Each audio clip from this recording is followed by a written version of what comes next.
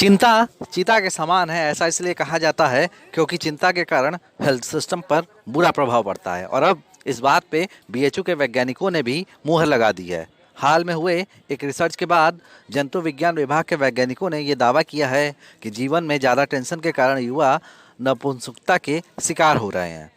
चूहों पर रिसर्च के बाद बीएचयू के वैज्ञानिकों ने इस तथ्य को पाया है। चौंकाने वाले इस स्टडी में बीएचयू के वैज्ञानिकों ने पाया कि टेंशन के कारण लगातार स्पर्म काउंट और उसकी क्वालिटी प्रभावित होती है, जो इंसानों की प्रजनन क्षमता को कम कर देता है। आने वाली पूरी जनरेशन पर यह रिस्क सबसे ज़्यादा है।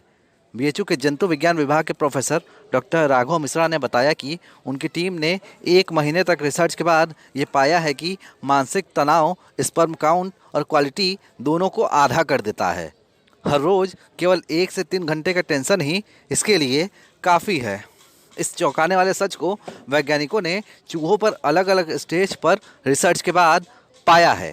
तनाव का पुरुषों पे जो असर पड़ रहा है उनके रिप्रोडक्टिव फंक्शन पे, रिप्रोडक्टिव हेल्थ पे, मेल रिप्रोडक्टिव हेल्थ पे, उसको हमने ट्रैक करने की कोशिश किया, क्योंकि ये तो विदित है कि मानसिक तनाव अगर बहुत दीर्घकालिक हो तो उसका बहुत ही नकारात्मक असर पड़ता है। मगर क्या लघु अवधि के लिए अगर हम उनको मानसिक तनाव किसी को अगर होता है तो उसका भी क्या कुछ नकारात्मक असर पड़ता है, ये जानने के लिए हम लोगों ने हमारे लैब में सब क्रोनिक एक्सपोजर दिया रैट को साइकोलॉजिकल स्ट्रेस का, जो कि हमने 30 दिन तक एक्सपेरिमेंट ये चलाया, जिसमें 1.5 घंटे और 3 घंटे का एक्सपेरिमेंट उनको साइकोलॉजिकल स्ट्रेस दिया।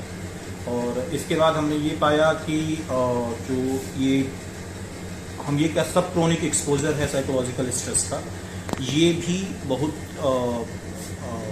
प्रभावी तरीके से पुरुष की जो रिप्रोडक्टिव हेल्थ है उसको ये कम कर रहा है, क्योंकि हमने ये पाया कि उनका डेली स्पर्म प्रोडक्शन जो होता है मेल्स में वो सिग्निफिकेंटली नीचे गया है।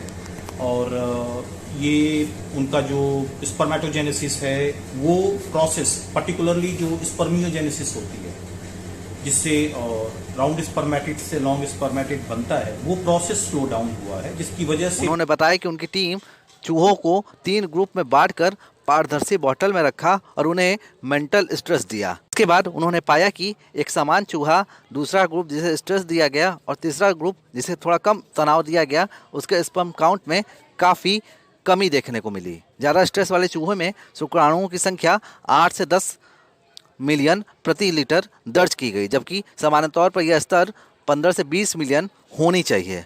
प्रोफेसर राघव मिश्रा ने बताया कि चूहों पर हुआ रिसर्च मॉडल इंसानों पर हूबहू लागू होता है। इंसानों के स्पर्म काउंट 39 मिलियन से अधिक होना चाहिए, लेकिन जब वो स्ट्रेस में रहते हैं और यदि स्ट्रेस लंबे वक्त तक हो तो उनका स्पर्म काउंट 19 से 22 हज़ार मिलियन हो जाता है, जो नपुंसकता को बढ़ा सकता है।